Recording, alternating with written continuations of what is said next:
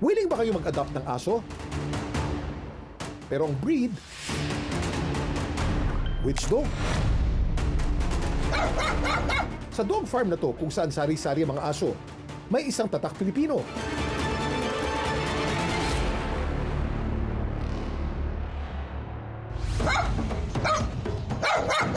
Sa video namang ito makikita ulit ang nasabing aso. Nananawagan ang uploader ng potential fur parent para sa 3 asong hinabitin daw sa kanya. Kung titingnan, parang aspin o asong Pinoy. Pero ang mga asong yan, mas matanda pa sa alam nating mga asong Pinoy. Sila ang tinatawag na Philippine Forest Dog o asong gubat. Ang karaniwang kulay ng mga Philippine Forest Dog ay brindle o may tiger-like dark stripes o kaya naman ay itim na may mga white markings. Pasok ang mga asong ito sa medium-sized dogs dahil sa tangkad na umaabot ng 48 centimeters. Ang dami mong alam, Kuya Kim. Dami mong alam, Kuya Kim. Kung si Henry ang tatanungin, wala na siyang mahihiling para sa isang fur baby. Ang alaga niya kasing aso, sweet, loyal at kasing active pa niya. Sa katunayan, kasama pa niya itong mamundok. Kahit mainit po yung panahon, matibay po sila. Pagkasama ko siya sa pamumundok, wala din akong alinlangan na baka alagaan ko siya. Siya si Bundok, ang alagang asong gubat ni Henry. Na mahigit 10 bundok na raw ang naakyat.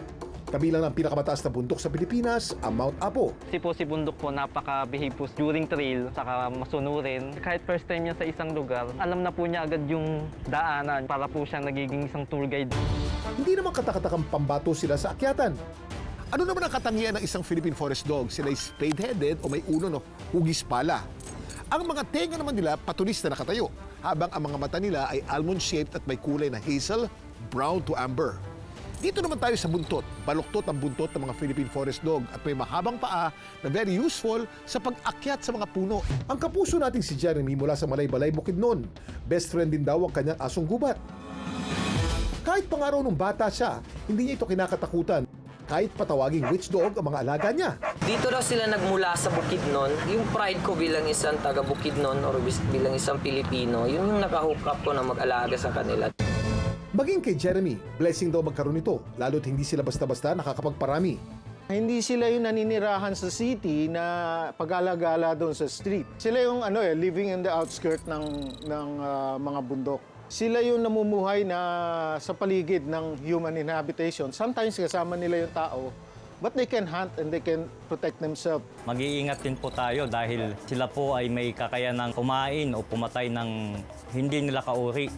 Matutulis ang kuko nila, pero ang kakaiba raw dito, kusa itong naglalagas o nagsished bago mapalitan ng bagong kuko. May natural immunity mga asong gubat dahil likas na itong namumuhay sa kagubatan. Iba't ibang bansag sa Philippine Forest Dog. Nariyan ang tinatawag silang witch dog, tiger dog, pati na rin bird and rat catcher. Sa ngayon, sinusulong na opisyal na kilalanin ng Philippine Forest Dog bilang kauna-unahang pure breed dog mula sa ating bansa. Sa katunayan, naimbitahan pa ang ating very own Philippine Forest Dog nung ginanap na Philippine Circuit Dog Show noong 2023. Hindi man kalahok sa kompetisyon ng Best Purebred Dogs, malaking hakbang daw ito para sa ating pambato.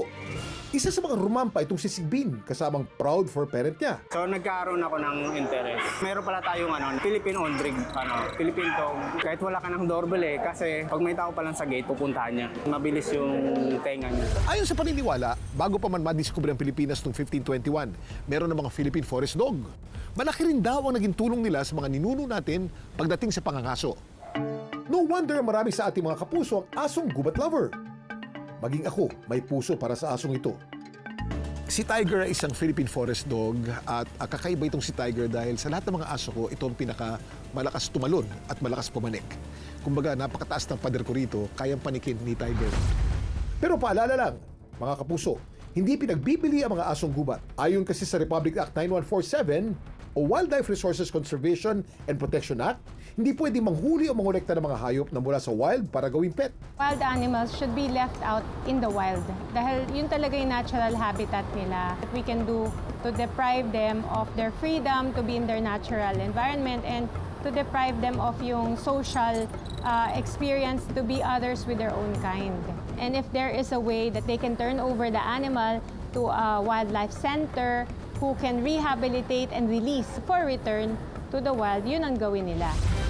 Kaya ang biyaya ng ating very own breed ng aso, huwag nating abusuhin. Sa halip, ingatan at mahalin. Dami mong alam, Kuya Kim.